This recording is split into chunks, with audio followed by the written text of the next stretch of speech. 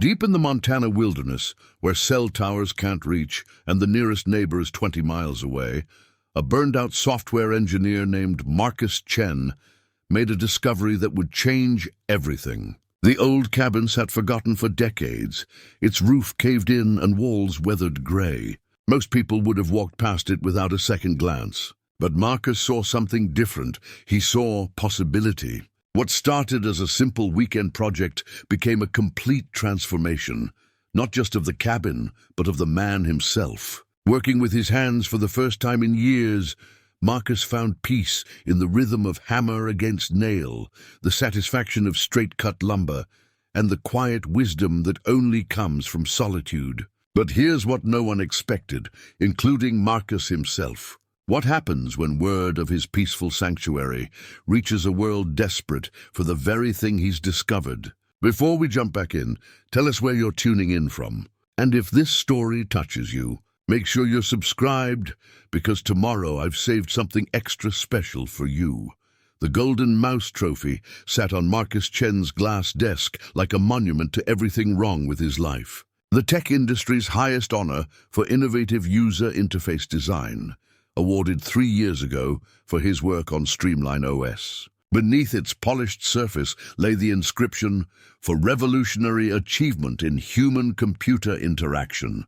Now it served as an expensive paperweight, collecting the same dust that seemed to settle over everything in his downtown Seattle apartment. Marcus pushed back from his ergonomic chair and walked to the floor-to-ceiling windows overlooking Elliott Bay.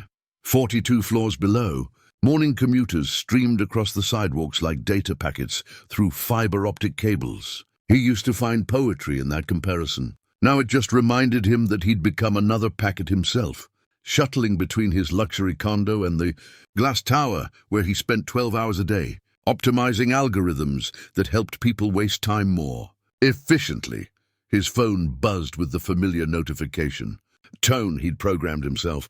3 more Slack messages from his team lit about the quarterly sprint review. 2 emails from product managers demanding status updates on features that would be obsolete within 6 months. A calendar reminder for the 9 a.m. stand-up meeting where 23 highly educated adults would spend 30 minutes discussing why a simple button took 3 weeks to implement. The coffee maker gurgled to life in his kitchen, another smart device responding to his morning routine algorithm. Everything in his apartment was connected, monitored, optimized. The temperature adjusted automatically based on his sleep patterns. The lights dimmed and brightened according to circadian rhythm research. His refrigerator ordered groceries when supplies ran low. Yet despite living in this temple of technological convenience, Marcus felt more disconnected than ever.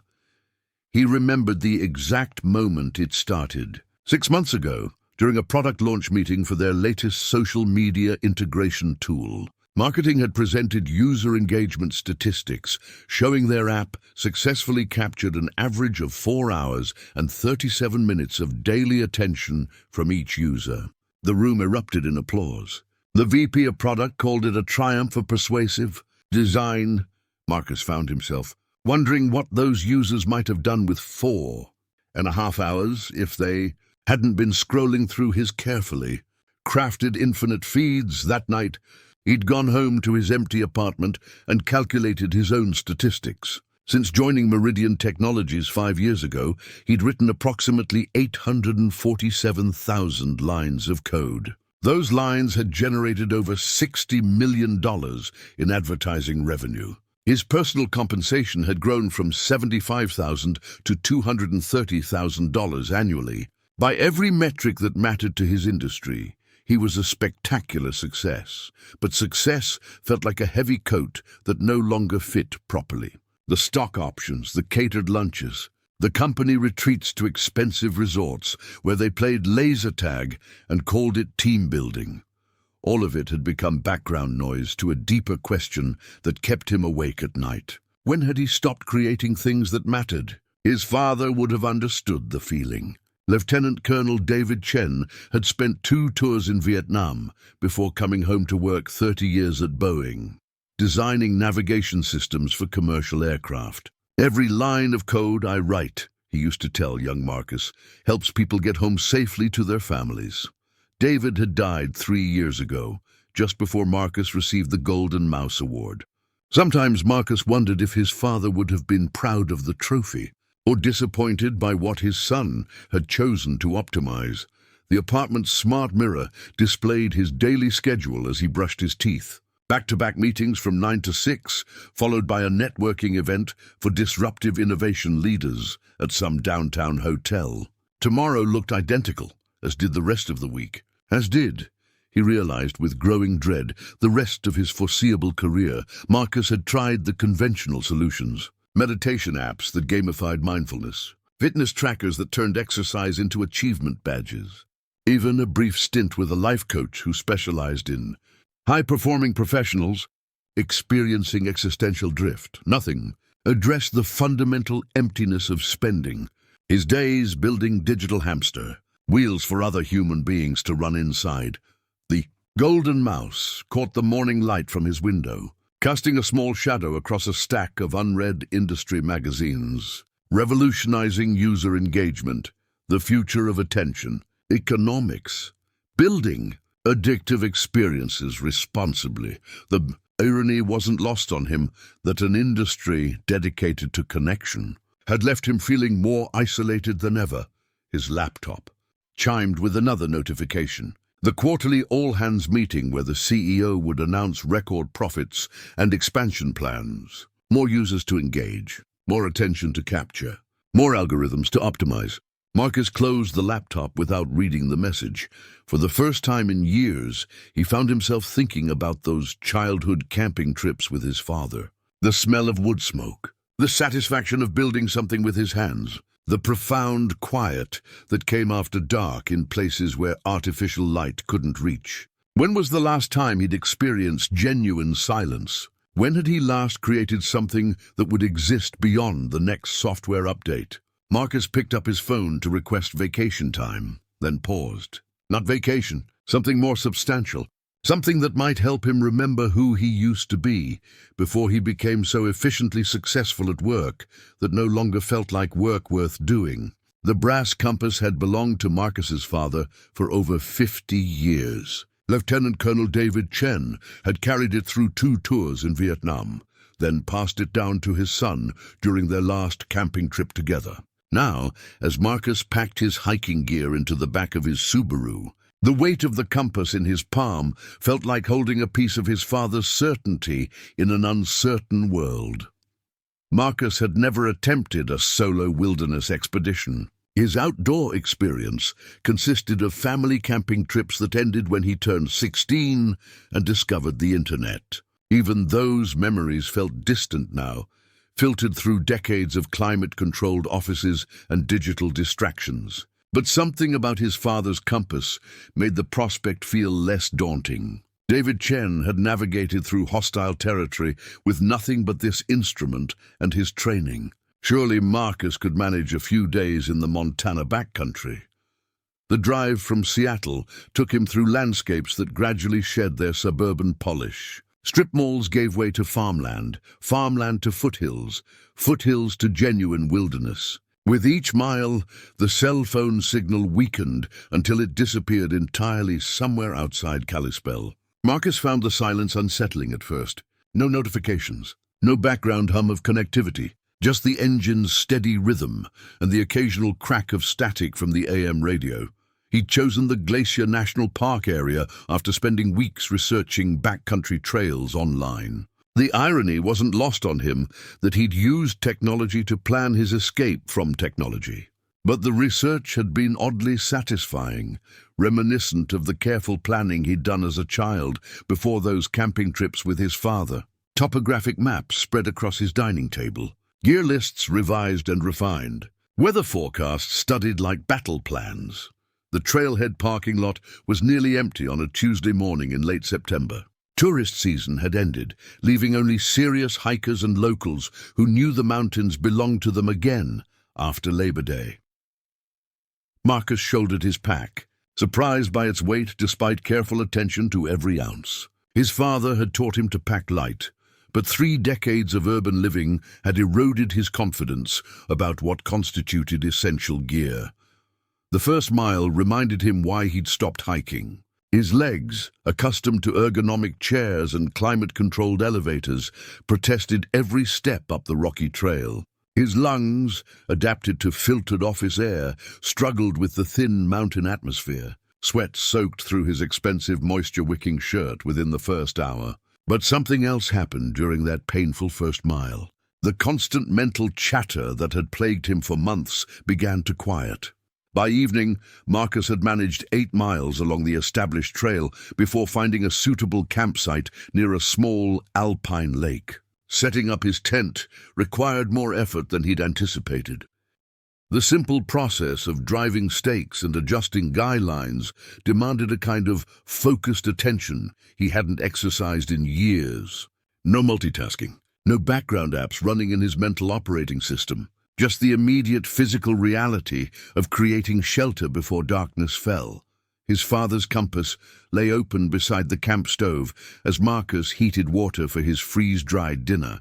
The brass had developed a rich patina over the decades, and the cardinal directions were worn smooth by countless thumbs. David Chen had taught him that a compass only worked if you trusted it completely, even when your instincts suggested otherwise. "The needle always knows where it's pointing," his father had said.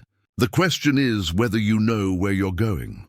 The meal tasted better than anything from his usual rotation of delivery apps, though he suspected that had more to do with earned hunger than culinary excellence. As darkness settled over the lake, stars appeared with an intensity that reminded him how much light pollution had stolen from his daily experience. The Milky Way stretched overhead like a vast river of possibilities. And for the first time in months, Marcus felt his shoulders relax. Sleep came easier than expected, despite the unfamiliar sounds of wind through pine trees and the occasional splash of fish jumping in the lake. But his dreams were restless, filled with meetings and deadlines and the persistent glow of computer screens. He woke several times, disoriented by the profound darkness, before remembering where he was and why he'd come. Morning brought frost on his tent and coffee that tasted like hope. Marcus consulted his father's compass, and the topographic map spread across his sleeping bag. The established trail continued north toward the Continental Divide, following a route traveled by thousands of hikers each season. But a fainter line on the map caught his attention. An old logging road that branched east, leading deeper into roadless wilderness where few visitors ventured. His father had always chosen the harder path when given options. "Easy routes teach you nothing about yourself," David used to say. Marcus traced the faint road with his finger, wondering where it might lead and what he might discover about himself if he had the courage to follow it.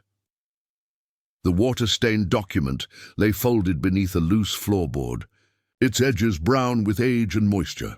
Marcus had discovered it purely by accident while testing the structural integrity of what remained of the cabin's floor.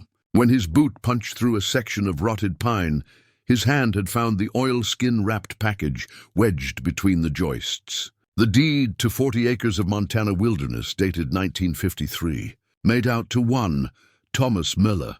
Marcus had been following the abandoned logging road for 3 hours when he first glimpsed the cabin through a stand of lodgepole pines. The structure sat in a small clearing beside a creek that probably had a name on some surveyor's map, but felt nameless in its perfect solitude. His initial impression was of complete ruin. The roof had partially collapsed, leaving rafters exposed like the ribs of some long-dead animal. The chinked log walls had weathered to silver grey, and what had once been windows were now dark rectangles where glass and frames had surrendered to decades of mountain winters. Most hikers would have photographed the picturesque decay and moved on. Marcus found himself circling the structure like an architect studying blueprints. The foundation was solid stone, fitted without mortar in the old style. The logs, though weathered, showed no signs of rot at their cores. Someone had built this place to last, using techniques that predated power tools and modern conveniences. The craftsmanship spoke of patience and permanence. qualities that had been engineered out of Marcus's world in favor of rapid iteration and planned obsolescence. The front door hung askew on hand-forged hinges, creating a gap just wide enough for small animals to enter and exit. Marcus pushed it open carefully, uncertain what he might find inside. Sunlight streamed through holes in the roof, illuminating a single room perhaps 20 feet square.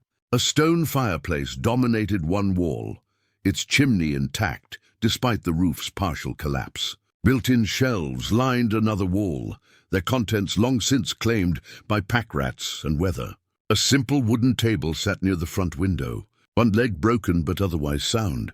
The air inside carried the smell of old wood and pine needles, mixed with something mustier that might have been leather or canvas. Marcus stepped carefully across the uneven floor, testing each board before committing his full weight.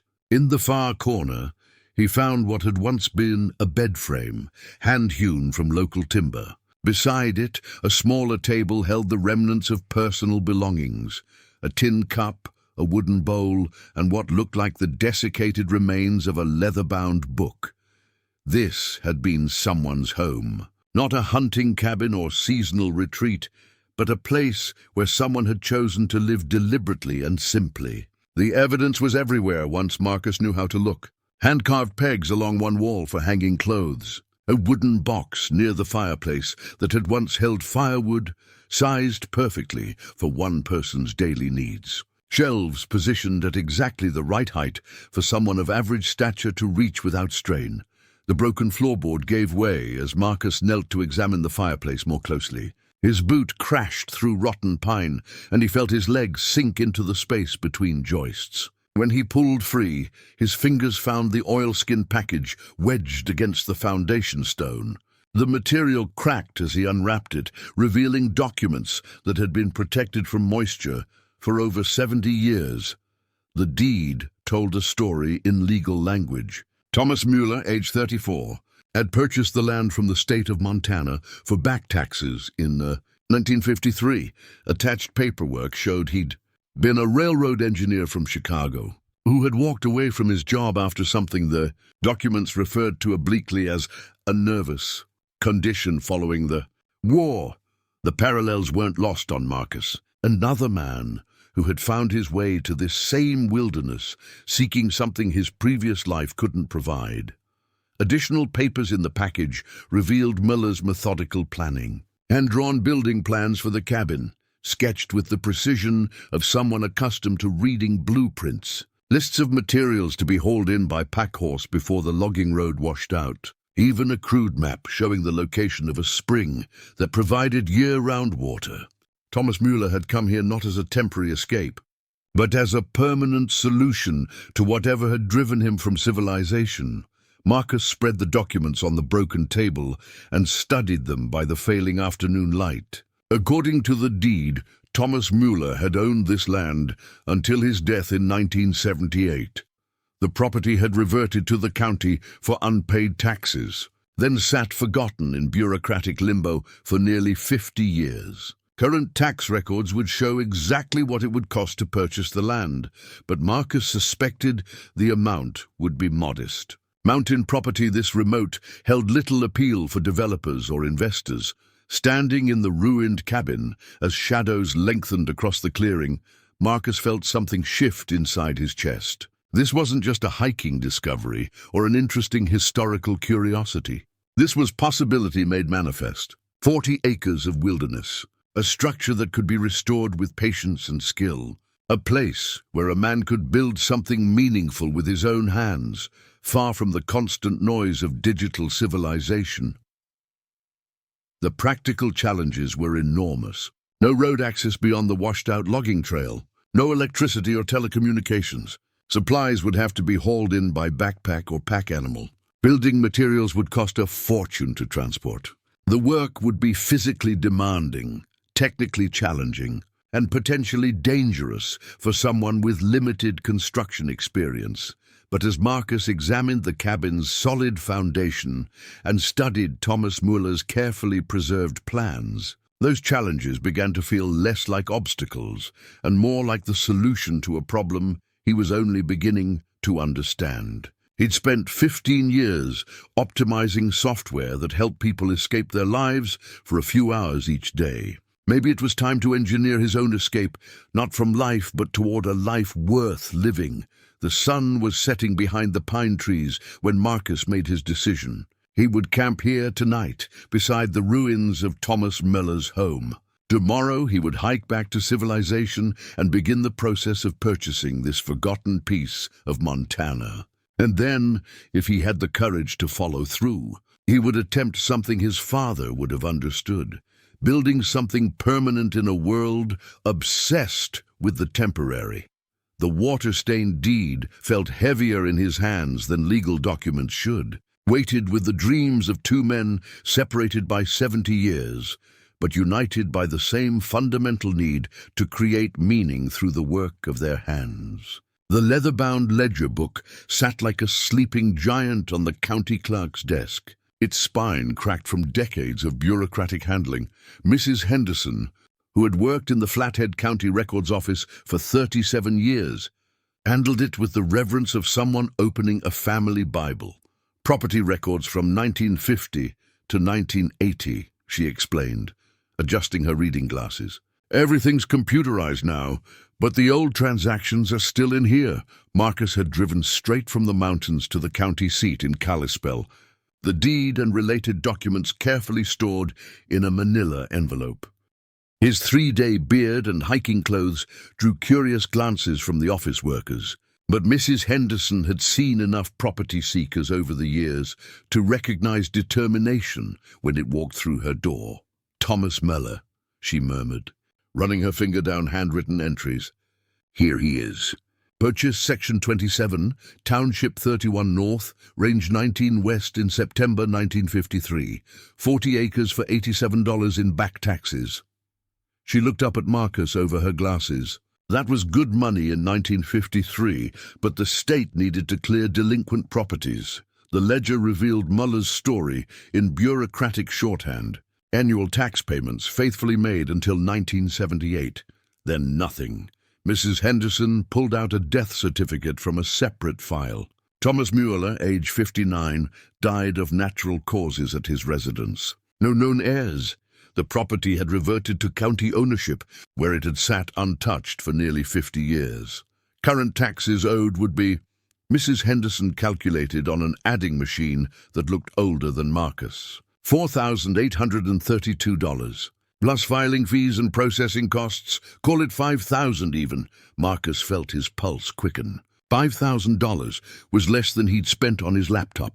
But purchasing the land was only the beginning. Over the next 2 days, he methodically researched what it would take to restore the cabin, building codes for remote structures, requirements for septic systems and water rights, the maze of permits required for any construction in Montana wilderness. The county building inspector, a weathered man named Bill Kowalski, agreed to meet Marcus at the local diner to discuss the project. "You're talking about serious money," Bill said, stirring sugar into his coffee. "No road access means everything goes in by pack animal or helicopter. Figure $1,500 per ton just for materials transport. Then you need a septic system, which means soil testing and engineered design, water rights documentation, building permits for any structure over 120 square feet. The challenges mounted with each conversation. The nearest lumberyard was 40 miles from the old logging road. Contractors willing to work in roadless areas were rare and expensive. Even basic tools would need to be hauled in by backpack. Marcus began filling a notebook with costs and logistics, watching his romantic vision collide with economic reality. But the ledger book had revealed something else that kept him moving forward. Thomas Mueller's property taxes showed steady increases over 25 years, suggesting he'd gradually improved the land. Additional documents revealed a man who had approached his wilderness project with methodical planning. Mueller had obtained permits for a well, purchased mineral rights, and even filed for grazing permits that he apparently never used. "Smart man," Bill Kowalski observed when Marcus showed him Mueller's paperwork. "He did everything legal, documented every improvement. Makes your job easier since the property has established water rights and grandfathered building permits for the original structure. The most revealing document was Merla's correspondence with the county extension office. Letters requesting information about high-altitude gardening, sustainable building techniques, and winter preparation in remote locations. This wasn't the impulsive flight of a desperate man. Miller had educated himself systematically before committing to his wilderness project. Marcus spent his evenings in his Kalispell motel room, calling friends and family to explain his plans. The conversations followed a predictable pattern. Initial disbelief, followed by concern for his mental health, concluding with variations of, "This is just a midlife crisis phase." His mother suggested therapy. His best friend from college offered to set him up with a nice girl who might talk some sense into him. His former boss at Meridian Technologies called twice, dangling increasingly generous offers to return to work. Only his younger sister Sarah seemed to understand. "Dad would have loved this," she said during their hour-long phone conversation. "Remember how he used to talk about building a cabin someday? He had that whole folder of magazine clippings about log construction." Sarah was right. David Chen had collected articles about wilderness building techniques, sustainable living, and self-sufficiency. Marcus remembered finding the folder while cleaning out his father's house after the funeral. At the time, it had seemed like another example of his father's methodical nature. Now it felt like inherited wisdom. On his final morning in Kalispell, Marcus sat in the county clerk's office with a cashier's check for $5,000. Mrs. Henderson processed the paperwork with practiced efficiency, but paused before handing him the deed. "You sure about this, son? That's mighty remote country for a city fellow." Marcus thought about the ledger book, with its careful record of Thomas Mueller's 25-year commitment to an impossible dream. He thought about his father's compass, pointing steadily toward true north, regardless of obstacles. He thought about his empty apartment in Seattle, filled with expensive gadgets that provided connection to everything except what mattered. "I'm sure," he said, accepting the deed that would change everything. The rusted draw knife had been wrapped in oiled canvas and buried beneath decades of pine needles behind the cabin. Marcus discovered it while clearing debris from what had once been a small workshop area, its curved blade still sharp despite 70 years of mountain weather. Along with it came a complete set of hand tools that spoke of serious craftsmanship: chisels, planes, a crosscut saw, and measuring devices that predated power tools by generations. Marcus had returned to the cabin 3 weeks after purchasing the property, his Subaru loaded with basic camping supplies and the beginnings of a restoration toolkit. The drive up the old logging road tested both his vehicle and his resolve. What had seemed like a reasonable hike with a day pack became a nightmare of high centering and wheel spin with a loaded car. By the time he reached the cabin, his transmission was overheating and his confidence was shaken, but finding Thomas Mueller's workshop tools felt like discovering buried treasure. Each implement showed the wear patterns of regular use, polished smooth by hands that understood their purpose. The draw knife, designed for shaping logs and removing bark, fit Marcus's grip as if it had been made for him. The chisels were still properly beveled, their wooden handles worn to a comfortable patina. Even the measuring square held true after 7 decades. Marcus spread the tools on the cabin's broken table like a surgeon laying out instruments. He'd watched enough restoration videos online to recognize quality when he saw it. These weren't the mass-produced tools sold at modern hardware stores. They were individual pieces, some bearing the maker's stamps of long-defunct companies. Others clearly hand-forged by blacksmiths who understood that a tool's worth lay in its ability to last generations. The first task was obvious: clear enough debris to make the cabin habitable while he worked. Marcus had imagined this would take a day or two. 3 weeks later, he was still hauling wheelbarrow loads of rotted lumber, accumulated leaves, and the detritus of decades. Pack rats had made elaborate nests in every corner. Weather had deposited layers of pine needles that had composted into rich soil. What had looked like simple cleanup became an archaeological excavation of the cabin's decline. But the work felt different from anything Marcus had done in years. Each shovelful of debris revealed more of Thomas Muller's original vision. Under the accumulated mess, Marcus found evidence of careful planning: a root cellar dug beneath the main floor, a smokehouse foundation behind the cabin, and a sophisticated drainage system that had kept the structure's foundation dry despite decades of neglect. Using Muller's old draw knife to strip bark from salvageable logs became Marcus's evening meditation. The tool required a specific rhythm and pressure that couldn't be rushed or forced. Too light a touch left bark clinging to the wood. Too aggressive an approach gouged the underlying timber. Success demanded patience, attention, and a kind of conversation between tool, wood, and craftsman that Marcus was slowly learning to conduct. His hands, soft from years of keyboard work, developed calluses in new places. His back, accustomed to ergonomic chairs, protested the constant bending and lifting. But something else was happening alongside the physical adaptation. The constant mental chatter that had plagued him in Seattle began to quiet during the long hours of physical work. Problems that had seemed urgent in his corporate life faded into irrelevance. Beside the immediate demands of shelter and survival, the first major victory came on a Thursday afternoon when Marcus successfully patched a section of the roof using techniques he'd learned from YouTube videos and materials he'd packed in on foot. The repair was crude by professional standards, but it would keep rain out of the northeast corner while he planned more permanent solutions. Standing inside the cabin that evening, watching firelight flicker against walls that were gradually becoming familiar, Marcus felt a satisfaction deeper than any promotion or performance bonus. Thomas Muller's tools seemed to approve of his efforts. The draw knife bit cleanly through bark without binding. The chisels held their edges through hours of use. The measuring square helped him cut lumber with a precision that surprised him. It was as if the tools retained some memory of their maker's skill, guiding Marcus's inexperienced hands toward competence.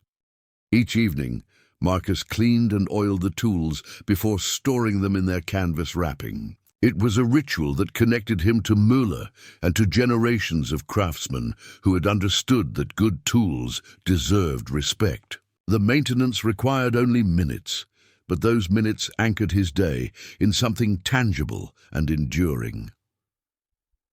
As autumn deepened and the first snows dusted the surrounding peaks, Marcus realized he was no longer thinking about the cabin restoration as a temporary project. Somewhere between clearing debris and learning to use Muller's tools, the mountains had begun to feel like home.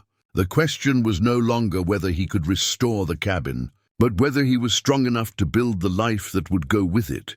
The leather-bound journal had been Marcus's idea, purchased during his last supply run to Kalispell before winter set in earnest. Each evening by lamplight, he documented the day's progress, failures, and small victories in careful handwriting that grew steadier as his hands adapted to physical work. The journal became both record and confessional, tracking not just the cabin's restoration, but his own gradual transformation. October 15th. Installed the wood stove today. Took 6 hours to position it properly and connect the flue to the existing chimney. The stove weighs 300 pounds, and getting it through the door required removing the frame. My back feels like I was hit by a truck, but having real heat changes everything. First hot meal cooked indoors since arriving. The cast-iron stove had been Muller's original heating system, discovered in pieces in the collapsed section of roof. Marcus had spent 2 weeks carefully extracting and cataloguing every component, then another week researching restoration techniques online during his supply runs to town. The reassembly required patience that would have been impossible during his Seattle life, when next-day shipping had conditioned him to expect instant solutions. But working alone in the mountains, with winter approaching and no option for professional help, patience became a survival skill. The stove's intricate damper system couldn't be rushed or forced. Each piece had to fit precisely, or the whole system would fail when he needed it most. Marcus learned to study problems for hours before attempting solutions, a methodical approach that gradually spilled over into every aspect of the restoration. October 22nd. Chinked the north wall today using traditional techniques. Mixed clay from the creek bank with pine needles and small stones. The old-timers knew what they were doing. This mixture sets harder than concrete, but still allows the logs to expand and contract. Mellor's original chinking held for 70 years. The journal entries revealed Marcus's growing respect for historical building methods. Modern construction prioritized speed and efficiency over longevity. Muller's cabin had been built using techniques developed over centuries, designed to last generations without maintenance. Each restored element taught Marcus something about patience, quality, and the satisfaction of work done properly rather than quickly. November 3rd. First real snow last night. 6 inches and still falling. Woke up to find the stove had kept the interior temperature at 45 degrees, while outside hit 18. The cabin is becoming weatherproof. More importantly, I slept through the night without waking up cold. Small victories. The wood stove transformed the cabin from shelter to home. Marcus could now cook proper meals instead of relying on freeze-dried camping food. Hot coffee in the morning became a luxury worth savoring. Evening hours extended beyond sunset, allowing him to work on detailed projects by lamplight. The psychological impact was as significant as the physical comfort. He was no longer camping in the mountains. He was living there. November 12th, carved my first piece of furniture today. Simple 3-legged stool using pine from a tree that fell across the trail. Mellor's draw knife makes the work almost meditative. Each curl of wood that peels away feels deliberate, purposeful. My grandfather would have understood this satisfaction. Marcus's journal documented his growing confidence with traditional tools and techniques. Projects that seemed impossible when he started now felt manageable with proper planning and patience. The stool was crude compared to Muller's surviving furniture, but it was entirely his own work, created without power tools or industrial materials. Sitting on it that evening, Marcus felt connected to every craftsman who had ever shaped wood with simple tools and human skill. November 20th. Finished installing the new floor joists in the collapsed section, hand-hewn from local lodgepole pine using Muller's broad axe. The work is slow but satisfying in ways I never experienced writing code. When I finish a section of floor, it will still be solid in 50 years. When I finished a software project, it was obsolete within months. The journal became Marcus's confessional for thoughts he couldn't share with friends or family during his weekly phone calls. They worried about his isolation and asked when he was coming back to real life. The journal was where he could admit that this felt more real than anything he'd experienced in years. Creating something permanent with his hands satisfied a need he hadn't known existed. November 28th, Thanksgiving alone in the mountains. Cooked a turkey breast on the wood stove and spent the day grateful for things I never appreciated before. The warmth of fire, the satisfaction of work that shows visible progress, the profound quiet that comes after sunset. Called Sarah tonight and tried to explain why I'm happier than I've been in years. She understands better than the others. As winter deepened and the journal grew thicker, Marcus realized he was documenting more than a restoration project. He was recording the deliberate reconstruction of a life that had lost its way. Each entry revealed a man growing more confident in his choices, more connected to his work, and more certain that he had found something worth preserving. The leather journal, filled with observations written by lamplight after long days of physical labor, became the record of how a man could rebuild himself by rebuilding the shelter that would house his transformed life.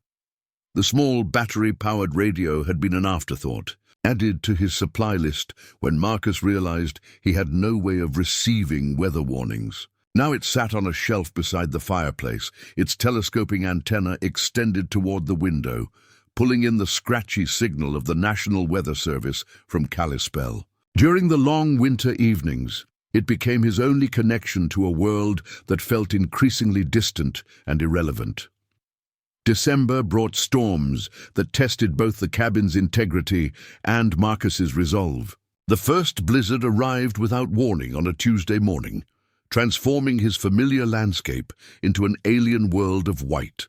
Snow fell for 36 hours straight, accumulating 4 feet on the level and drifting 8 feet against the cabin's north wall. The wind howled through the pine trees with a voice Marcus had never heard before, making the entire structure creak and shudder. That night, huddled beside the wood stove while the storm raged outside, Marcus understood why Thomas Muller had chosen this radio frequency. Between weather updates, the emergency broadcasts included avalanche warnings, road closures, and notifications for stranded travelers. This wasn't just weather information. It was survival intelligence for people who lived beyond the reach of conventional communication. The radio's scratchy voice became a companion during the longest nights. Winter storm warning remains in effect for Flathead and Glacier counties. Winds gusting to 60 miles per hour. Travel not recommended. Marcus found comfort in the meteorologist's calm professionalism, describing conditions that could kill the unprepared with the same measured tone used for routine forecasts. But something remarkable happened during those storm-bound days. The constant noise that had filled Marcus's head for years finally quieted completely. Without internet, television, or phone service, his mind stopped expecting stimulation from external sources. The silence between radio broadcasts became profound rather than uncomfortable. He began to hear sounds he'd missed before, the different notes wind made in pine versus aspen, the distant crack of trees adjusting to temperature changes, the subtle scratching of small animals moving through the walls. By his third week of genuine isolation, Marcus realized he was adapting to a completely different relationship with time. Days were measured by natural light rather than scheduled meetings. Tasks were completed when they were finished, not when deadlines demanded. The radio's hourly weather updates provided structure, but between broadcasts, time moved at the pace of wood consumption, meal preparation, and the gradual progress of restoration work. The longest test came during a December storm that knocked out the radio's signal for 3 days. Marcus found himself completely cut off from any human voice or external information. The silence was initially unsettling, then gradually liberating. Without weather forecasts, he learned to read atmospheric pressure in his joints and cloud formations through the window. Without scheduled programming, he discovered rhythms that matched his body's actual needs rather than cultural expectations. During those radio-silent days, Marcus made a discovery that would have been impossible in his connected Seattle life. He could think clearly for hours without interruption. Complex problems that would have required collaborative meetings and multiple iterations in his corporate life could be solved through sustained individual attention. The design for a new roof support system evolved gradually over 2 days of quiet consideration, each element tested mentally before commitment to action. When the radio signal returned, the meteorologist's familiar voice felt like a reunion with an old friend. But Marcus noticed he no longer felt anxious during the gaps between broadcasts. The need for constant information updates had been replaced by confidence in his ability to respond to whatever conditions arose. Weather was no longer something that happened to him, but something he participated in through appropriate preparation and response. The radio also brought news from the outside world during its evening broadcasts. Political controversies that would have consumed his attention in Seattle felt abstract and distant. Stock market fluctuations that once affected his mood had no bearing on his current concerns. The problems that dominated national headlines seemed to dissolve when measured against the immediate realities of keeping warm, maintaining food supplies, and preserving the structural integrity of his shelter. Marcus began to understand why hermits throughout history had chosen solitude not as escape from the world, but as a way of discovering which aspects of human experience were essential versus which were simply noise. The radio provided just enough connection to maintain perspective without overwhelming his growing appreciation for silence. On New Year's Eve, Marcus listened to distant celebrations broadcast from cities across the region. Parties and fireworks and countdowns to midnight felt like reports from another planet. His own celebration consisted of a slightly larger fire in the wood stove and a small glass of whiskey saved for the occasion. The radio played music from Kalispell until midnight, then switched to automated weather updates.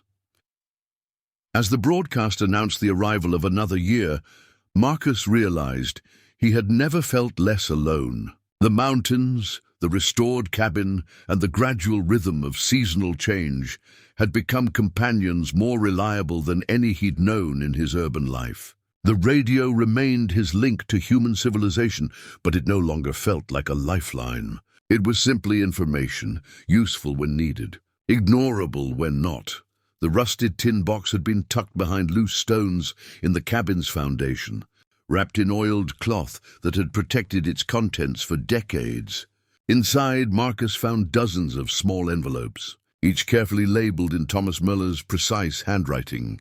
Carrots, Detroit Dark Red, 1976.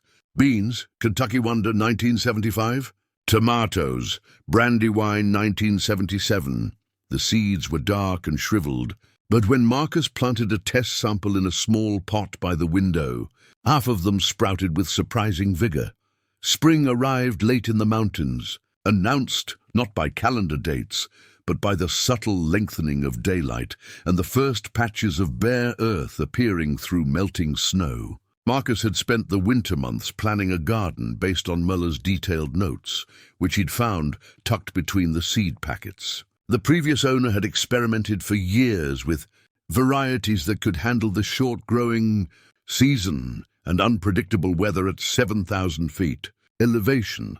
The notes revealed a methodical approach to high altitude, gardening that impressed Marcus with its scientific rigor. Muller had tracked first and last frost dates, recorded which varieties produced best in different soil conditions, and developed techniques for extending the growing season using cold frames and row covers made from salvaged materials. Each seed packet represented years of careful selection and saving from the most successful plants. Marcus began preparing the garden site in early May, clearing an area behind the cabin where Muller's notes indicated the original garden had flourished. The work required removing decades of accumulated brush and pine needles, then breaking up soil that had been compacted by countless freeze-thaw cycles. Every shovelful revealed artifacts of the previous garden, fragments of glass from old cold frames, pieces of wire fencing, and the rotted remains of wooden stakes.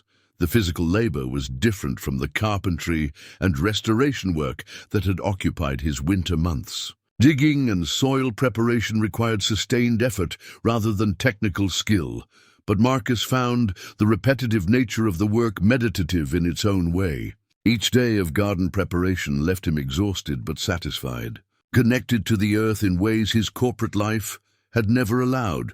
Muller's notes provided guidance for challenges Marcus hadn't anticipated. The short growing season meant that some crops needed to be started indoors during the last weeks of winter.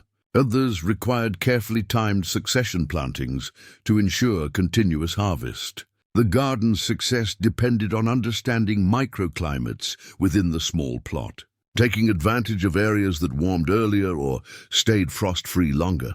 As Marcus worked the soil with hand tools, adding compost made from kitchen scraps and fallen leaves, he began to understand why Muller had devoted so much energy to gardening. Growing food in this harsh environment required the same qualities that successful wilderness living demanded: patience, observation, adaptation to conditions beyond human control, and respect for natural cycles that couldn't be rushed or optimized. The first plantings were both thrilling and terrifying. Marcus had never been responsible for producing his own food, and the possibility of failure carried consequences unknown in his urban life. If the seeds didn't germinate, if the transplants were killed by late frost, if the growing season proved too short for proper harvest, he would face winter with significantly reduced food security. But as the weeks passed and green shoots emerged from the dark soil, Marcus felt a satisfaction deeper than any professional accomplishment. Each plant represented a successful collaboration between his efforts and natural processes beyond his control. The carrots, growing from Muller's 40-year-old seeds, created a direct connection to the previous owner's vision and hard-won knowledge. The garden became Marcus's morning ritual, checking for new growth, pest damage, or signs of stress that required immediate attention. Unlike his previous work, where problems were solved through software patches and system updates, garden challenges demanded physical solutions implemented with available materials. Cucumber beetles were controlled with row covers made from old bed sheets. Deer were deterred with fencing constructed from salvaged wire and wooden stakes cut from fallen trees. By midsummer, the garden was producing more vegetables than Marcus could consume. Despite being a fraction of the size, Muller's notes suggested the original plot had been. Surplus carrots, beans, and greens were preserved using techniques Marcus learned from online research during his supply runs to town. The root cellar beneath the cabin, which he'd restored during the winter months, provided storage for root vegetables that would last through the following winter.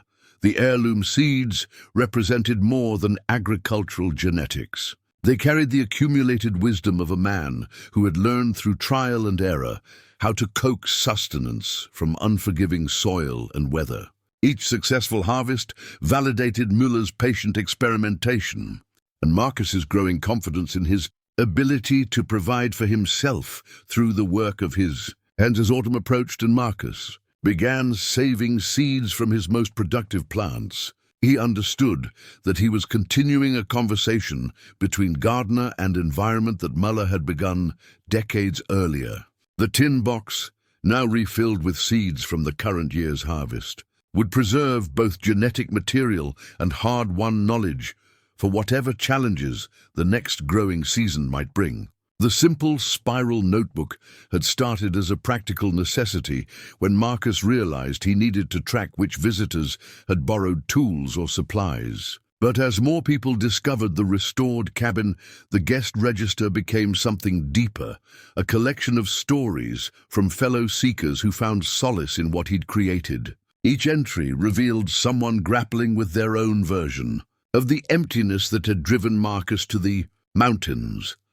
The first unexpected visitor arrived on a foggy morning in late June. Marcus was splitting firewood behind the cabin when he heard footsteps on the trail. A woman in her 50s emerged from the pine trees, carrying a day pack and looking thoroughly lost. "Excuse me," she called. "I think I took a wrong turn somewhere. I'm trying to get back to the Glacier Park Trail." Sarah Mitchell was a nurse from Great Falls, hiking alone for the first time since her divorce. She'd been following what she thought was a marked trail, but had somehow ended up on the old logging road. Marcus invited her in for coffee and directions, and found himself giving an impromptu tour of the cabin restoration. Sarah listened with the attention of someone hungry for stories about people who had successfully changed their lives. "You actually live here year-round?"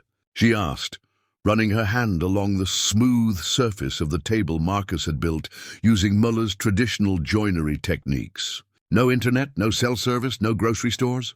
When Marcus confirmed the details of his wilderness existence, Sarah grew quiet for a long moment. "I've been thinking about making some big changes myself," she finally admitted. "Seeing this place makes it seem possible." Before leaving, Sarah asked if she could sign something to commemorate her visit. Marcus found an old spiral notebook and wrote "Cabin Guest Register" on the first page. Sarah's entry was simple. "Thank you for showing me that peaceful places still exist. Sometimes we need to see proof that a different kind of life is possible." S. Mitchell, Great Falls, MT. Word of the restored cabin began spreading through informal networks of hikers, campers, and outdoor enthusiasts. Marcus never advertised his location or invited visitors, But people found their way to the clearing through a combination of curiosity, accident, and word-of-mouth recommendations. Most were day hikers who had heard stories about the hermit's paradise and wanted to see it for themselves. The visitors fell into predictable categories. Outdoor enthusiasts marveled at the traditional building techniques and self-sufficient systems. Stressed professionals peppered Marcus with questions about how he'd managed to escape corporate life. Retirees shared stories about their own dreams of simplified living. Young people struggling with career choices sought advice about alternative paths. Marcus established simple protocols for managing the increased attention. Visitors were welcome during daylight hours if they respected the property and natural environment. He provided basic information about the restoration process and sustainable living techniques to anyone genuinely interested. But he maintained clear boundaries about privacy and his own need for solitude. The guest register became a window into the hunger for meaning that seemed to plague so many people. "This place reminds me of what I'm working toward," wrote a teacher from Missoula. "Seeing what you've built gives me hope that I can build something meaningful too." A retired engineer from Seattle spent 2 hours examining Marcus's solar power system and water collection setup, then wrote, "Elegant solutions to real problems. Wish I'd had the courage to try this when I was younger." Some entries revealed deeper struggles. "Haven't felt this peaceful in years," wrote someone who signed only as J from Billings. "My therapist says I need to find activities that calm my mind." Maybe she's right. A young man fresh out of college wrote, "Student loans and job pressure make it feel impossible to imagine a life like this. But seeing it makes me want to try." Marcus found himself becoming an accidental counselor for people seeking direction in their own lives. Visitors stayed longer than planned, drawn into conversations about intentional living, the satisfaction of manual work, and the courage required to abandon conventional definitions of success. He shared stories about his own journey from corporate burnout to mountain contentment, always emphasizing that his path might not work for everyone, but could inspire people to find their own version of meaningful work. The guest register entries revealed patterns that surprised Marcus. Many visitors were successful by conventional measures, but felt empty despite their achievements. Parents worried about their children's futures in an increasingly disconnected world. Young adults felt overwhelmed by choices and expectations that seemed designed to produce anxiety rather than fulfillment. By midsummer, the notebook was filling with stories from people who had found temporary refuge in the peaceful atmosphere Marcus had created. Reading the entries became his evening entertainment, a reminder that his personal project had somehow become a symbol of hope for others seeking their own version of peace. The simple spiral notebook, originally intended as a practical record, had evolved into a testament to the universal human need for places where the soul could rest and remember what truly mattered. The wooden toolbox had appeared overnight on the cabin's front porch, accompanied by a handwritten note, "For the next person who needs help with their project. Thanks for the inspiration. Mike T." Inside, Marcus found a collection of well-maintained hand tools, a level, measuring tape, utility knife, and various screwdrivers. Within weeks, other visitors had added their own contributions, creating a shared resource that embodied the collaborative spirit emerging around the restored sanctuary. This transformation from occasional visitors to informal community happened. Gradually through the summer months, people who had visited once began returning, bringing friends and family members who needed to see the peaceful refuge for themselves. Some offered help with larger projects that required more than one person. Others contributed materials, skills, or knowledge that enhanced the cabin's functionality and comfort. Marcus first noticed the shift when 3 visitors arrived simultaneously. On a Saturday morning in July, instead of competing for his attention or feeling awkward about the overlap, They naturally began talking among themselves about their own searches for meaning and fulfillment. By afternoon, they were working together to help Marcus install a solar panel system one of them had designed based on his previous visit. The shared toolbox became a symbol of the community's collaborative nature. Visitors borrowed tools for their own projects, then left them cleaned and oiled for the next person. Some added better versions of existing tools. Others contributed specialized items for specific tasks. A retired carpenter left a beautiful set of wooden planes. An electrician added wire strippers and voltage testers. A mason contributed pointing tools for stonework. Regular visitors began coordinating their trips to maximize the help they could provide each other. Sarah Mitchell, the nurse who had been the first accidental visitor, organized a weekend work party to help Marcus build a proper workshop addition to the cabin. 7 people showed up with tools, materials, and enthusiasm for collaborative construction. The project that would have taken Marcus weeks to complete alone was finished in 2 days. The work party established a template for future gatherings. People brought potluck meals that were shared around the fire in the evenings. Conversations ranged from practical building techniques to deeper questions about intentional living and finding purpose beyond conventional career paths. Marcus found himself facilitating discussions about topics he was still learning to navigate. Himself, the shared toolbox evolved to include a notebook where visitors could document their contributions and request help with their own projects. Left cordless drill and extra batteries, wrote someone from Kalispell. Midash dit. Planning to build a tiny house next spring, would appreciate advice about off-grid electrical systems. Another entry read, borrowed the come-along to move some logs, left it cleaned and oiled. Has anyone tried raising chickens at this elevation? Marcus realized he was witnessing the organic formation of something rare in modern society. A community based on shared values rather than geographic proximity. The visitors came from different towns, professions, and backgrounds, but they were united by a common desire to live more intentionally and sustainably. The cabin had become a focal point for people seeking alternatives to consumer culture and digital distraction. The collaborative atmosphere extended beyond construction projects. A retired teacher began offering informal workshops on sustainable gardening techniques. An engineer shared knowledge about renewable energy systems. A chef taught preservation methods for extending the harvest season. The cabin's clearing became an outdoor classroom where practical skills were shared freely among people hungry for hands-on knowledge. The shared toolbox grew to include more than hand tools. Visitors contributed books about sustainable living, seed catalogs, and technical manuals for off-grid systems. Someone left a collection of traditional craft guides. Another person added camping gear for visitors who wanted to stay overnight and participate in multi-day projects. The simple wooden box became a lending library of resources for intentional living. Marcus established gentle guidelines to preserve the collaborative spirit while protecting the sanctuary's peaceful character. Groups were limited to manageable sizes. Projects had to respect the natural environment and the cabin's rustic aesthetic. Commercial activities and self-promotion were discouraged in favor of genuine knowledge sharing and mutual aid.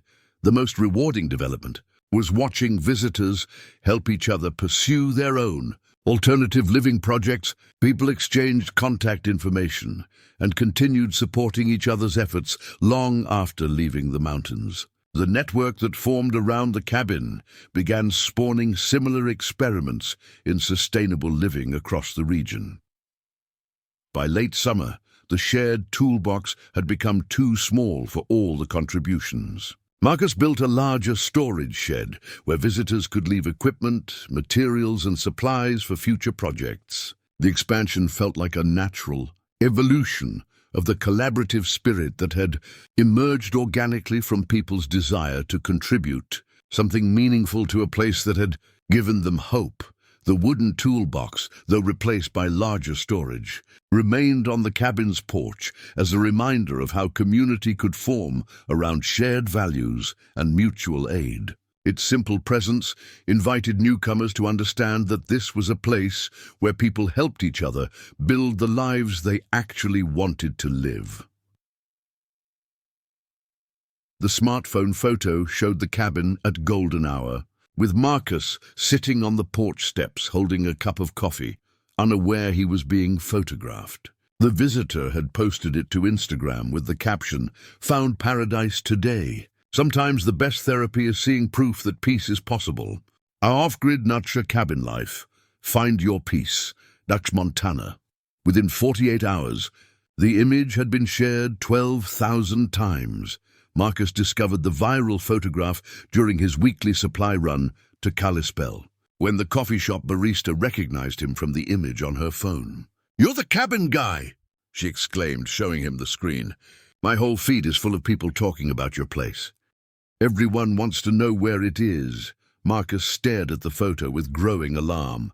He looked peaceful and content, exactly as he'd felt in that moment. But seeing his private sanctuary broadcast to thousands of strangers felt like a violation he hadn't anticipated.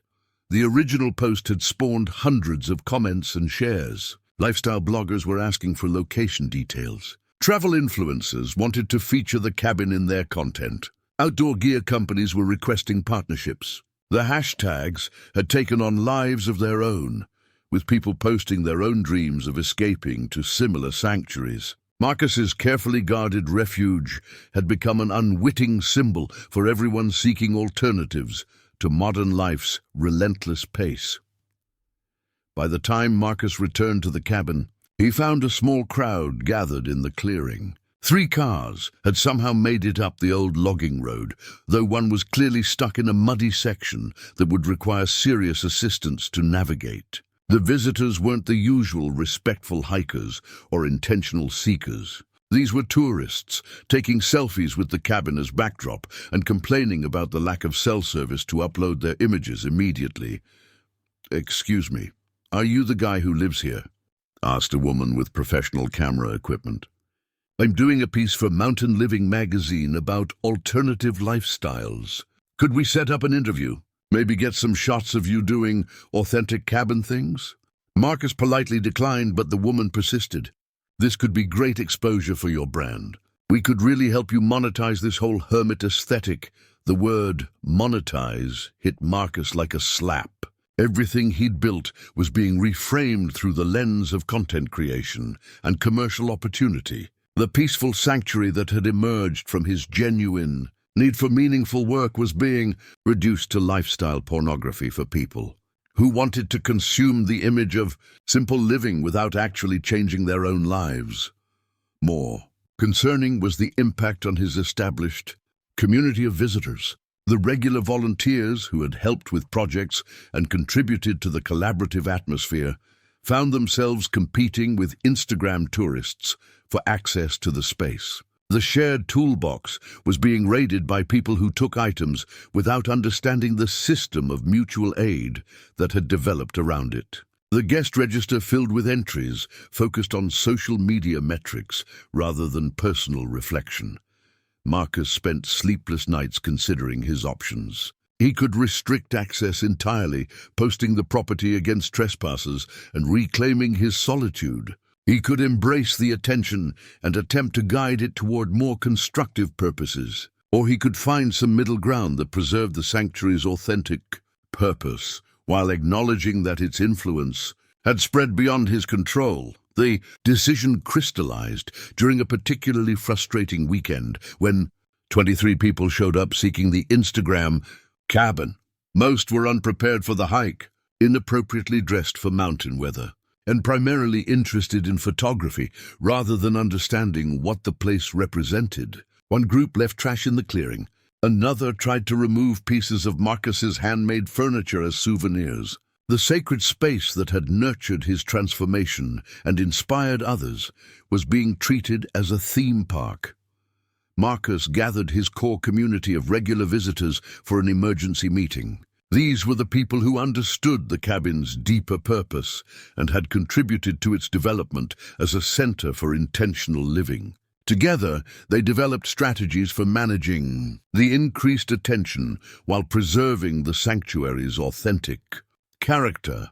They created a simple website that explained the cabin's purpose and established clear guidelines for visitors. Educational rather than promotional in tone, it emphasized the hard work and personal commitment required for sustainable wilderness living. Instead of mysterious Instagram captions, they provided honest information about the challenges and rewards of choosing alternative lifestyles.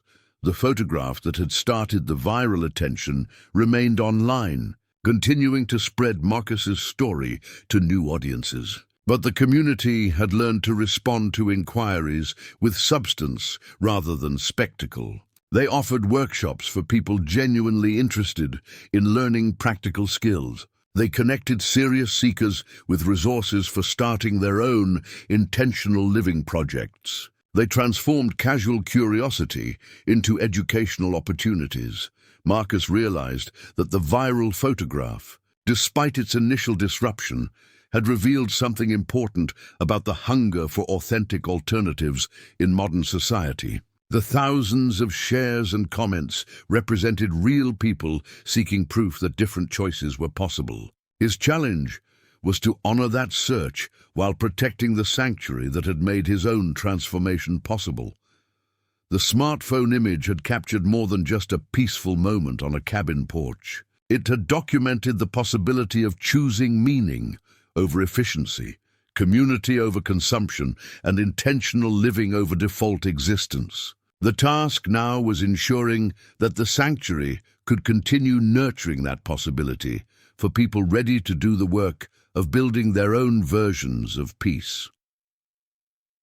The handwritten document lay spread across Marcus's kitchen table, its simple language belying the careful thought that had gone into every phrase. The community charter had emerged from weeks of discussion among regular visitors about how to preserve the cabin's authentic purpose while managing the increased attention. Written on heavy paper with fountain pen ink, it felt deliberately analog in a world obsessed with digital solutions. The charter began with a statement of principles that Marcus and his core community had crafted during long evening conversations around the fire. This place exists to demonstrate that peace is something we build, not something we find. It serves those who seek to live intentionally, work meaningfully, and connect authentically with both the natural world and each other. It is not a destination for consumption, but a sanctuary for transformation. Sarah Mitchell had suggested the charter after a particularly challenging weekend when commercial tour groups had overwhelmed the space. "We need something written down," she argued, "something that explains what this place is really about. Not rules exactly, but a shared understanding of what we're trying to protect." The core community had agreed, recognizing that their informal protocols needed more structure as the cabin's influence spread. The document outlined specific guidelines developed through collective experience. Visitors were encouraged to contribute something meaningful to the community, whether through physical work, shared knowledge, or material resources. Commercial activities and self-promotion were explicitly discouraged. Groups larger than 8 people needed advanced coordination to prevent overcrowding. The natural environment was to be treated with reverence, and the impact of human presence minimized through careful stewardship. Marcus particularly valued the charter's emphasis on education over entertainment. "Those who come seeking quick inspiration or social media content will find little satisfaction here," it stated. "Those who come ready to learn practical skills, examine their own choices, and contribute to something larger than themselves will discover a community committed to intentional living." The language was welcoming, but clear about expectations. The charter established a volunteer maintenance system that distributed responsibility among regular visitors. Different people took ownership of specific systems: the solar power setup, the garden, the water collection, the shared tool library. This prevented Marcus from becoming solely responsible for maintaining everything. while ensuring that the various improvements remained functional and useful. One section addressed the delicate balance between sharing knowledge and protecting privacy. The Charter encouraged visitors to share their experiences and insights about intentional living, but discouraged providing specific location details or directions to casual inquirers. People who were ready for the commitment required by wilderness living would find their way. Through the network of serious practitioners, the document also outlined a conflict resolution process for situations where visitors' behavior conflicted with the community's values. Rather than relying on Marcus as sole authority, the Charter empowered any community member to address problems through respectful dialogue and, if necessary, to ask disruptive individuals to leave. This distributed leadership model helped preserve the collaborative atmosphere while maintaining clear boundaries. Marcus appreciated how the Charter formalized practices that had evolved organically through the community's experience. The prohibition on commercial activities reflected hard-learned lessons about people who wanted to use the cabin's growing reputation to promote their own business ventures. The emphasis on contribution rather than consumption addressed problems with visitors who expected to be entertained rather than engaged. The most important section dealt with the cabin's long-term future. The Charter established the sanctuary as something larger than Marcus's personal project, creating a framework that could survive changes in individual participation. Regular community members committed to supporting the space regardless of who might be living there permanently. This ensured continuity of purpose, even if circumstances forced Marcus to make different choices. Copies of the Charter were placed in the guest register, the shared tool library, and posted discreetly near the cabin's entrance. The language was intentionally accessible rather than legalistic, written to inspire understanding rather than compliance. Most visitors appreciated the clarity of expectations and the obvious care that had gone into protecting something valuable. The Charter's existence seemed to filter visitors naturally. People seeking quick thrills or casual entertainment found the document's emphasis on commitment and contribution less appealing than easier tourist destinations. Those drawn to intentional living and meaningful work appreciated having clear guidelines for how to participate constructively in the community. Marcus reflected on how the simple document represented the community's maturation from informal gathering to intentional organization. The Charter preserved the sanctuary's authentic purpose while providing structure for its continued evolution. It was both protection and invitation, defending the space from exploitation while welcoming genuine seekers of alternative ways of living. The handwritten Charter, deliberately crafted in permanent ink on durable paper, stood as testament to the community's commitment to building something that would endure beyond individual participation. It transformed Marcus's personal restoration project into a shared experiment in intentional living that could inspire and educate others. Long into the future, the hand-carved wooden plaque bore a simple inscription: "Restoration completed, October 15th, 1 year of patient work." Marcus had carved it using Thomas Mueller's original chisels, marking not just the cabin's transformation, but his own journey from corporate burnout to skilled craftsman. The plaque hung beside the front door, a modest celebration of what patience and persistence could accomplish when guided by clear purpose. 1 year earlier, Marcus had been a successful but hollow software engineer, his life measured in stock options and performance metrics that provided financial security but no genuine satisfaction. Now, standing in the doorway of the completely restored cabin, he marveled at how thoroughly his definition of success had changed. The plaque represented countless hours of learning traditional building techniques, adapting to the rhythms of seasonal work, and discovering capabilities he hadn't known he possessed. The physical transformation was remarkable. What had been a collapsed ruin was now a comfortable, weatherproof home that could withstand mountain winters and provide genuine shelter for anyone seeking refuge from the complexities of modern life. Every system functioned efficiently. The solar power setup provided adequate electricity, the wood stove heated the space evenly, the water collection system supplied abundant clean water, and the garden produced enough food to significantly reduce dependence on outside supplies. But the deeper transformation was personal. Marcus's hands, once soft from keyboard work, now bore the calluses and scars of meaningful labor. His body, formerly shaped by sedentary office life, had adapted to the physical demands of construction and maintenance. His mind, previously scattered by constant digital distractions, had learned to focus sustained attention on complex problems until they yielded to thoughtful solutions. The plaque marking completion felt both accurate and arbitrary. The major structural work was finished, but Marcus understood that restoration was an ongoing process rather than a completed task. Buildings required constant maintenance, systems needed periodic upgrades, and the natural environment demanded continuous stewardship. The satisfaction came not from finishing, but from accepting responsibility for something worth preserving. Marcus reflected on the decision that had brought him to the mountains. His corporate colleagues had predicted he would return within months, defeated by the impracticality of wilderness living. Friends had worried about his mental health and social isolation. Family members had questioned his financial sanity, abandoning a lucrative career for an uncertain experiment in self-sufficiency.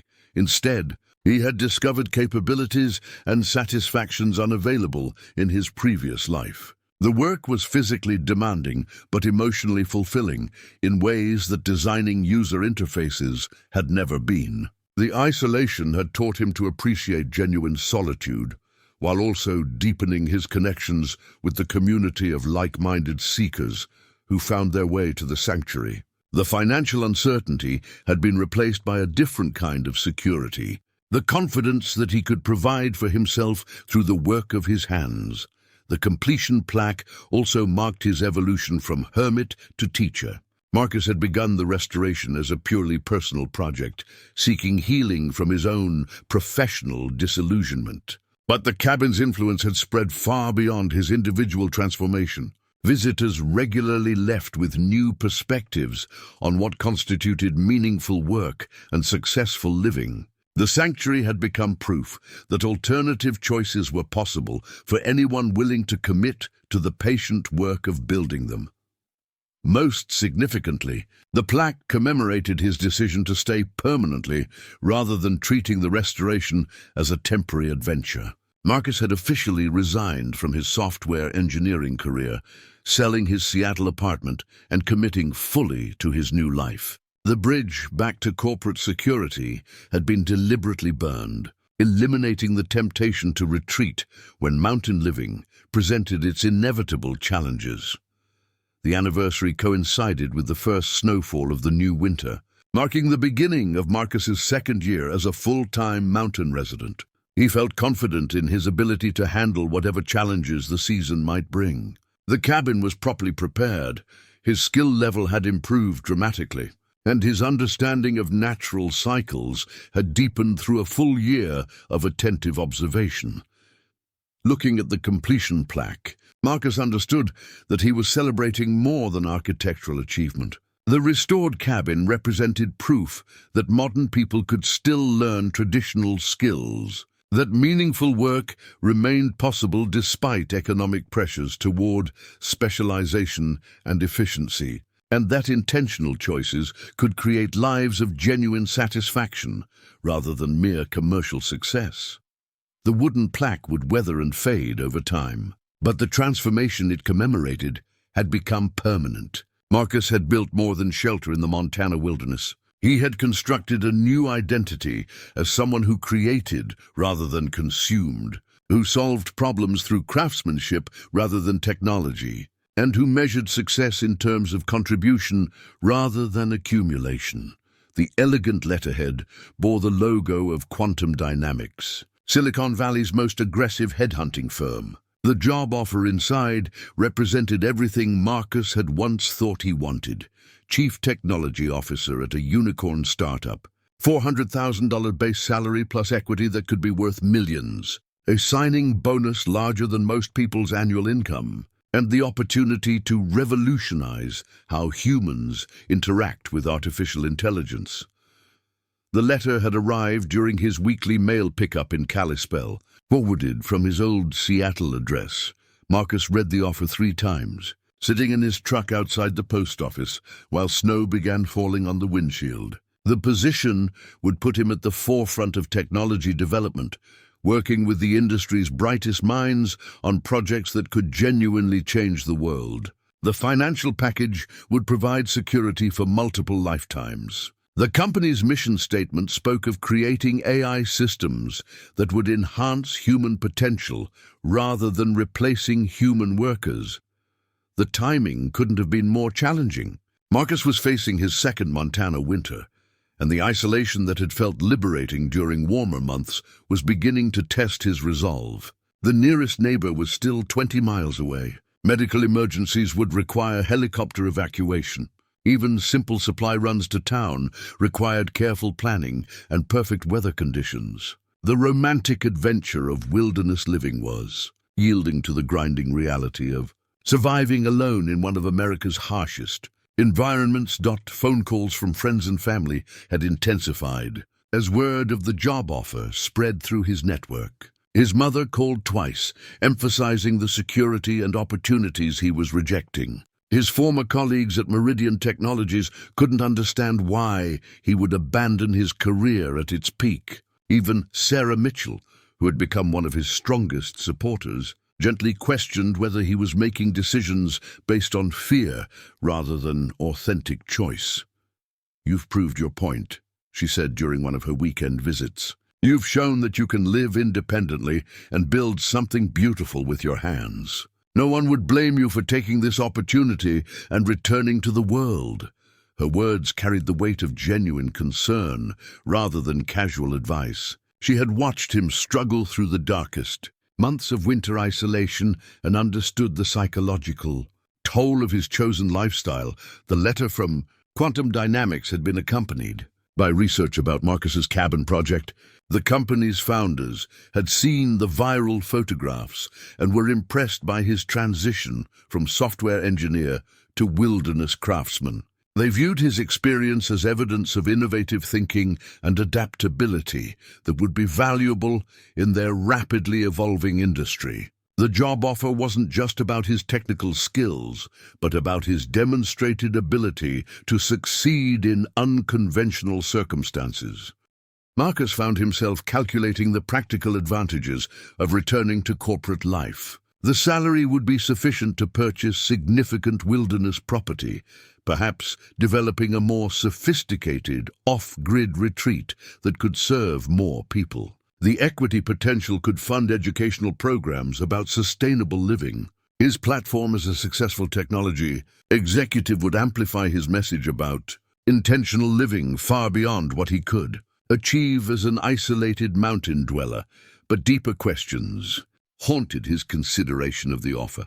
Would returning to the corporate world gradually erode the peace and clarity he had fought so hard to achieve? Could he maintain his commitment to intentional living while participating in an industry designed to capture and monetize human attention? Would the financial rewards eventually corrupt the simple satisfactions he had discovered in manual work and seasonal rhythms? The decision was complicated by his responsibility to the community that had formed around the cabin.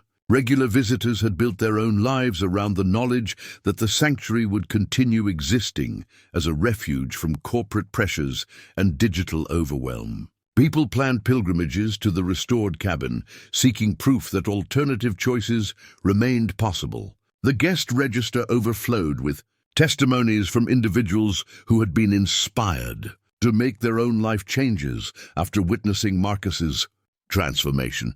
A visit from Thomas, Miller's daughter, added another layer of complexity to his decision. Eleanor Mueller-Davidson, now 73 and living in Billings, had heard about Marcus's restoration work and driven 5 hours to see what he had accomplished. She brought photograph albums showing her father's original construction process and shared stories about his decision to abandon railroad work for wilderness living. Dad struggled with the same choice, she revealed, sitting beside the wood stove while examining Marcus's careful restoration of her father's craftsmanship. He received job offers from larger railroad companies, opportunities that would have provided much better security for our family. But he always said that some things were more valuable than money, and that a man had to choose between building his life and building his bank account. Eleanor's stories revealed that Thomas Muller had faced regular temptations to return to conventional employment. Economic pressures during the 1960s recession had made his wilderness experiment seem impractical and selfish. Well-meaning friends had questioned his commitment to subsistence living when better-paying opportunities remained available. But Miller had ultimately chosen to preserve the life he had built rather than abandon it for external validation and financial security. The job offer from Quantum Dynamics represented more than career advancement. It was a test of Marcus's commitment to the values he had discovered through his restoration project. The easy choice would be accepting the position and returning to familiar patterns of work and consumption. The harder choice was trusting that the peace and purpose he had found in the mountains were worth preserving regardless of external opportunities. As November deepened and the job offer's response deadline approached, Marcus realized he was facing the defining decision of his transformed life. Everything he had learned about intentional living, meaningful work, and authentic community would be tested by his response to this elegant letter that promised everything his former self had desired, but his current self had learned to question.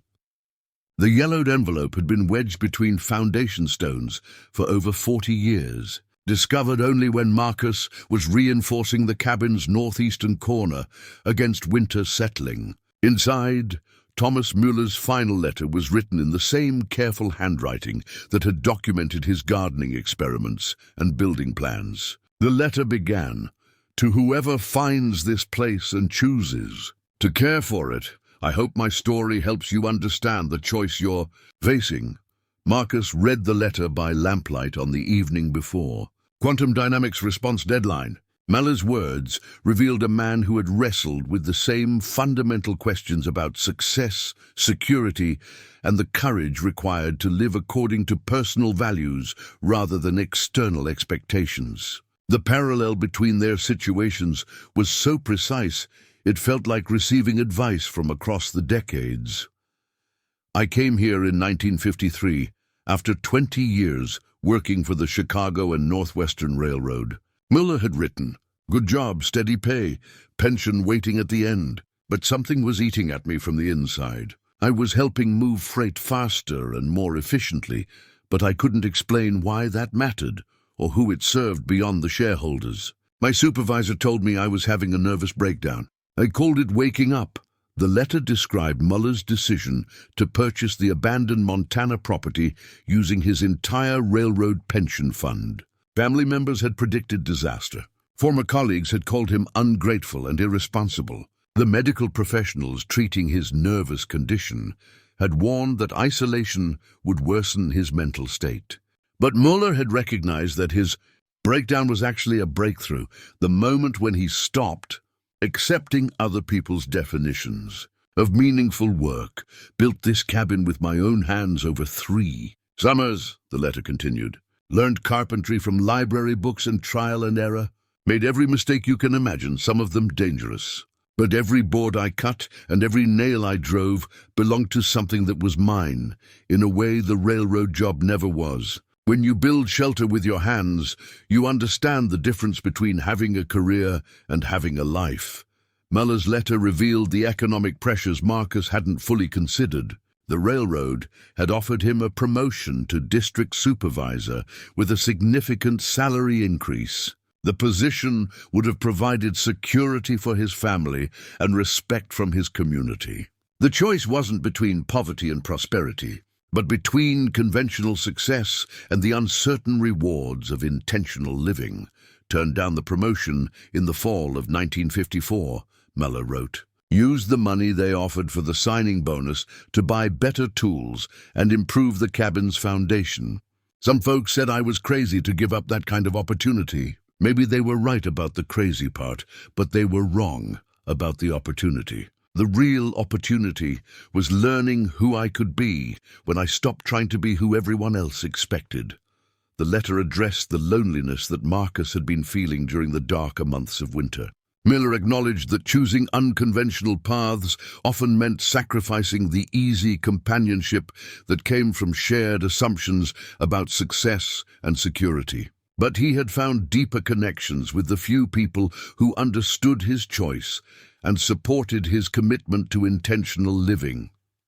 Loneliness isn't the same as being alone, Muller had written. I was lonely for 20 years in Chicago, surrounded by people who shared my circumstances, but not my values. Here in the mountains, I found peace with my own company and deeper friendships with folks who understood why a man might choose meaning over money. Quality over quantity, as my grandmother used to say. The most powerful section of the letter dealt with regret and the courage required to make irreversible choices. Muller had wrestled with moments of doubt, especially during difficult winters when the railroad job seemed like a lost paradise of steady income and predictable comfort. But he had learned to distinguish between temporary hardship and permanent dissatisfaction. Never regretted leaving the railroad, though I sometimes missed the regular paycheck, he wrote. What I couldn't have lived with was staying and wondering what I might have built if I'd had the courage to try. Better to fail at something meaningful than succeed at something empty. At least failure teaches you something about yourself. Marcus folded the letter carefully and walked to the fireplace, where the job offer from Quantum Dynamics lay on the mantel. The elegant paper seemed to mock the simple honesty of Mueller's handwritten pages. Everything about the corporate offer was designed to impress and persuade. Premium paper, sophisticated graphics, language crafted by professional marketers to maximize appeal. Muller's letter was written on ordinary stationery with a fountain pen, but its words carried the authority of lived experience. The choice crystallized with remarkable clarity. Marcus could accept the position and return to the world of optimized efficiency and maximum revenue generation. He would be financially secure and professionally respected. His family would be proud and his former colleagues vindicated. But he would be abandoning the life he had built through patience and skill, trading the peace he had earned for rewards that had already proven insufficient, or he could honor Muller's legacy and his own transformation by choosing to preserve what he had created. The cabin would continue serving as a sanctuary for people seeking alternatives to consumer culture and digital distraction. The community would evolve and grow around values of sustainability and intentional living. Marcus would remain committed to work that satisfied his hands and soul, rather than just his bank account. Standing before the fire with both letters in his hands, Marcus understood that this moment would define not just his future, but his fundamental character. Thomas Mueller had faced the same choice decades earlier and chosen authenticity over security. Now Marcus would discover whether his own transformation was deep enough to withstand the test of genuine temptation. He fed the job offer to the flames and watched it curl into ash. Some choices once made couldn't be unmade. Some lives, once built, deserved protection regardless of external pressures. The mountains had taught him that peace was indeed something you built, not something you found. And what you built with your own hands was worth preserving with your whole heart. The carefully typed document bore the official seal of the Montana Department of Natural Resources and the signature of 3 attorneys who had spent months crafting its language. The succession plan ensured that the cabin sanctuary would continue serving future generations, long after Marcus could no longer maintain it himself. The legal framework transformed his personal restoration project into a permanent refuge for anyone seeking the peace that could only be built through patient work and intentional choices. 6 months had passed since Marcus burned the job offer from Quantum Dynamics, and the decision had proven itself through the quality of life it preserved. Spring had returned to the mountains with renewed promise, bringing familiar visitors and new seekers who had heard about the sanctuary through the informal network of people committed to alternative living. The cabin's influence continued spreading, but now it was guided by the community charter and protected by legal documents that guaranteed its mission would survive beyond any individual's involvement. The succession plan had been Sarah Mitchell's idea, proposed during one of the regular community meetings held around the cabin's fireplace. "What happens to this place if something happens to you?" she had asked, with the practical concern of someone who understood how fragile good things could be. "We need to make sure it doesn't just get sold to developers or turned into a commercial retreat center." Working with environmental lawyers and conservation organizations, Marcus had structured the sanctuary as a non-profit educational center focused on sustainable living and traditional building skills. The land would be protected in perpetuity through conservation easements. The buildings would be maintained by a rotating system of volunteer caretakers drawn from the established community. Programs would be offered for people seeking to learn practical skills for intentional living. The cabin now hosted weekend workshops on traditional construction techniques, sustainable gardening, and off-grid systems design. Marcus found himself teaching skills he had learned through necessity and practice, sharing knowledge about wood stove installation, water collection, and the patient work required for successful wilderness living. The students were invariably surprised by how much satisfaction came from learning to work competently with simple tools. Regular visitors had evolved into a committed community that extended far beyond the physical boundaries of the 40-acre sanctuary. People stayed in touch through seasonal newsletters and regional gatherings, supporting each other's experiments in sustainable living and intentional work. The cabin had become the center of a network that connected like-minded people across hundreds of miles. Marcus, particularly, enjoyed mentoring individuals who were considering their own transitions away from corporate careers toward more meaningful work. The guest register now included entries from dozens of people who had been inspired to make significant life changes after visiting the sanctuary. Teachers had started school gardens. Engineers had begun furniture-making businesses. Office workers had purchased rural property and started learning traditional skills. The succession plan included provisions for these educational programs to continue and expand as demand grew. Future caretakers would be selected based on their commitment to the sanctuary's mission rather than their ability to pay rent or purchase property. Knowledge would be shared freely rather than monetized, preserving the collaborative spirit that had made the community possible. Most importantly, the document ensured that the sanctuary would remain accessible to people of modest means who couldn't afford expensive retreat centers or wilderness programs. The same economic pressures that had driven Marcus to seek alternatives continued affecting countless others who needed proof that different choices were possible. The legal framework had been deliberately designed to prevent the sanctuary from becoming either a business venture or a government program. It would remain what it had always been, a place where people could experience the peace that came from building something meaningful with their own hands, supported by a community that understood why such work mattered. Standing in the clearing where he had first discovered Thomas Muller's ruined cabin, Marcus reflected on how the succession plan represented the natural evolution of his restoration project. What had begun as personal healing had become a resource for collective transformation. The cabin would continue teaching people that peace was indeed something they could build.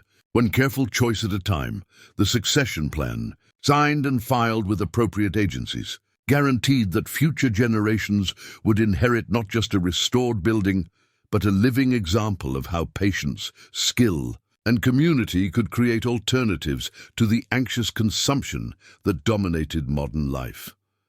The waterproof container held artifacts that told the complete story of transformation. Thomas Müller's original deed, Marcus's first restoration journal, photographs documenting the cabin's evolution, letters from visitors whose lives had been changed by their experience at the sanctuary, and a USB drive containing video interviews with community members about the meaning of intentional living. The time capsule would be buried beside the cabin's foundation, waiting for future generations to discover the full arc of how one man's search for peace had become a movement. 2 years had passed since Marcus first discovered the ruined cabin, and the sanctuary's influence had grown far beyond anything he could have imagined. The quarterly newsletter now reached over 3,000 subscribers across North America.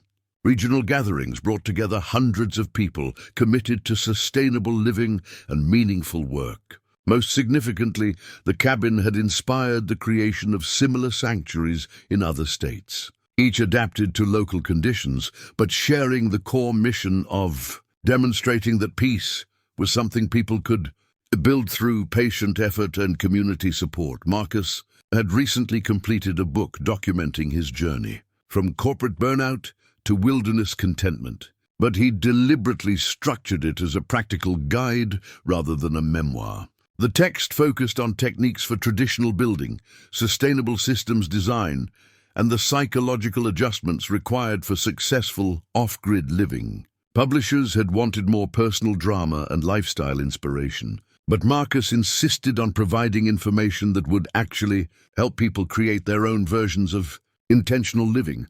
The time capsule represented his commitment to preserving the full story for people who might discover the sanctuary decades in the future.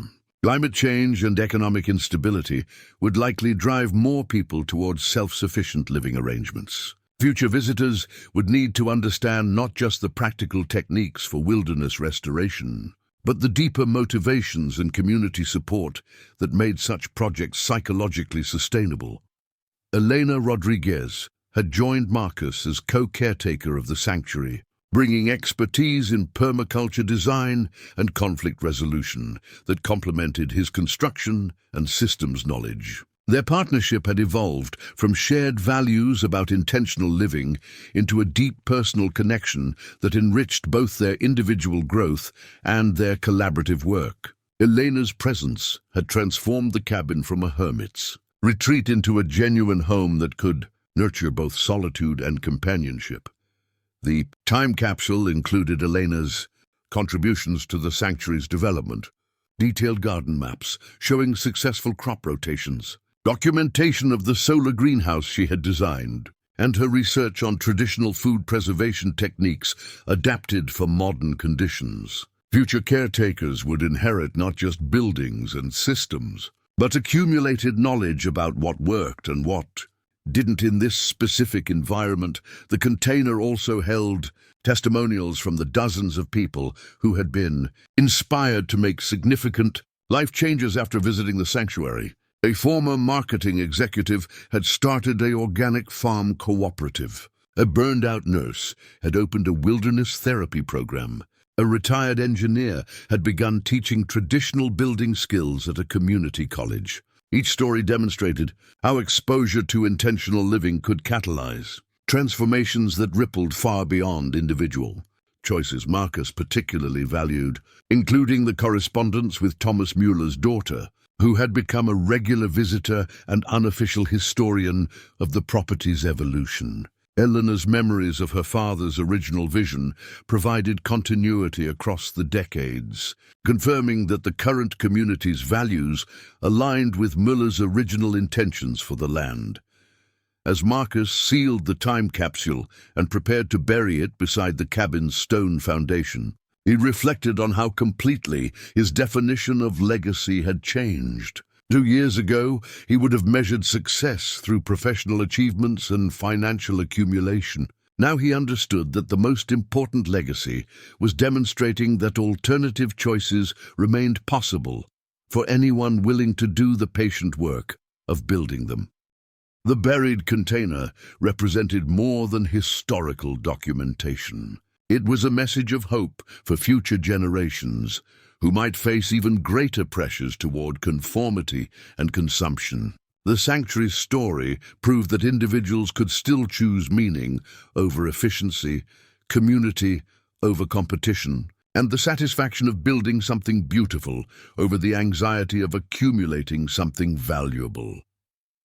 The time capsule would wait in the Montana soil, preserving the memory of how peace had been built through simple tools, patient work, and the courage to choose authentically despite external pressures. Future generations would inherit not just the physical sanctuary, but the knowledge that such sanctuaries were possible for anyone willing to build them.